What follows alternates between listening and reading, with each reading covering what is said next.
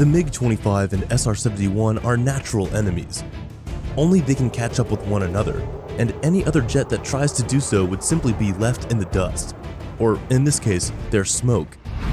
So like Messi versus Ronaldo, Pepsi and Coca-Cola, Elon Musk and Jeff Bezos, there's also the MiG-25 versus the SR-71 rivalry, a rivalry that has lasted over 50 years. And so in this video, we finally put an end to it. Which is the ultimate speed machine, and why current fighter jets can't reach their speed? MiG-25 versus SR-71. The SR-71, also known as the Blackbird, is a reconnaissance jet powered by two Pratt & Whitney J58 axial flow turbojet engines. It was developed by the Lockheed intelligence on the activities of the Soviet Union. Packed with enough stealth tech to make it virtually invisible to radar and powerful engines to sprint out of existence, the SR-71 was an invincible spy plane, but not for long. The Soviet Union knew better than to allow the US to have any level of air dominance for an extended period, and so they went to drawing boards of their own to begin the development of their most secret aircraft ever at the time, with a focus on one thing alone: speed. They needed an aircraft of their own that could match the SR-71 in a drag race and deal some serious damage to it. And so, the MiG-25, aka Foxcat, was born.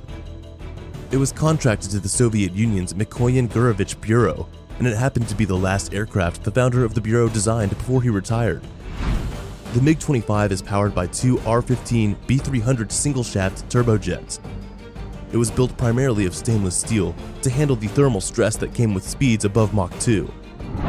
As steel isn't exactly a model radar-absorbing material, it became quite clear to the US that the Soviet Union wasn't big on stealth and simply wanted supersonic brutes in the sky to take down their Blackbirds, which led to some serious brain-racking and concerns in the US camp. A miracle then arrived in 1976 in the form of Soviet pilot Viktor Belenko, who defected to the US via Japan with his MiG-21.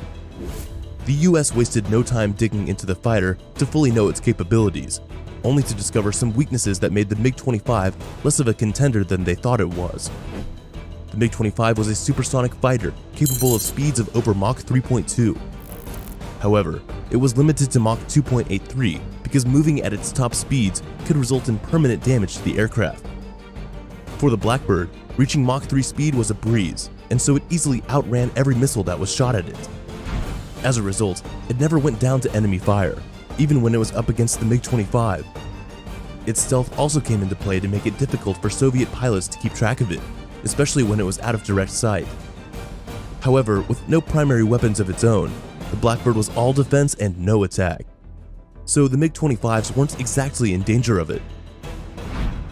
In fact, if the MiG-25 limitations were fixed, it could, in theory, catch up with the SR-71, and combined with its ammunition, which SR-71s had none of, the MiG-25 was considered more practical and effective by many.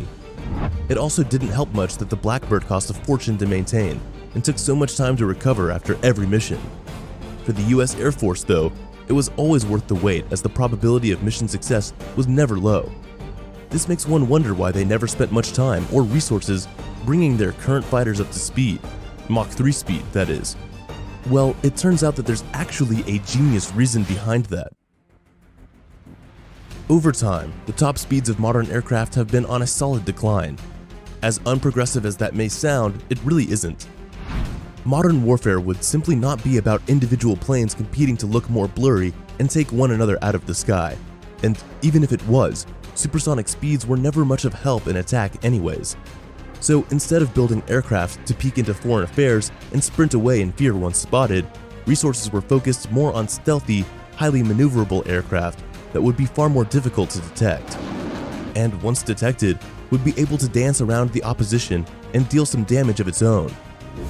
To accomplish this, Mach 2 speeds had to go because they required too much restructuring that would have made fighters less lethal at subsonic speeds. And according to studies, jets were mostly operated at subsonic speeds even if they had supersonic capabilities. Only aircraft that could handle supersonic speeds without trading off lethality would ever reach Mach 3 speeds in the future.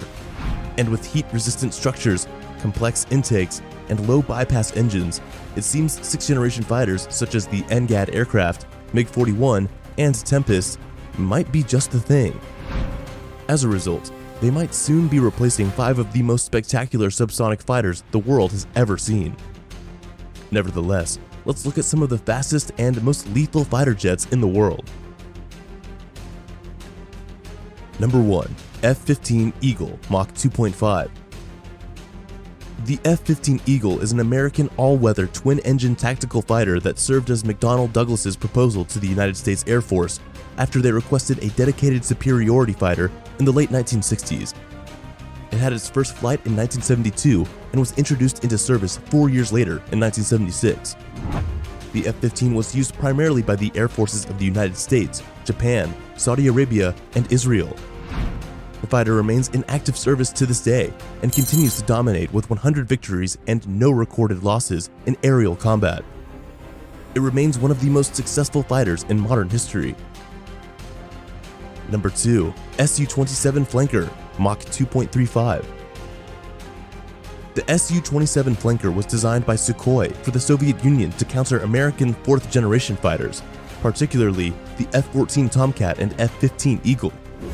And with heavy ordnance, sophisticated avionics, high maneuverability, and a remarkable 1,900-mile range, it was more than up to the task.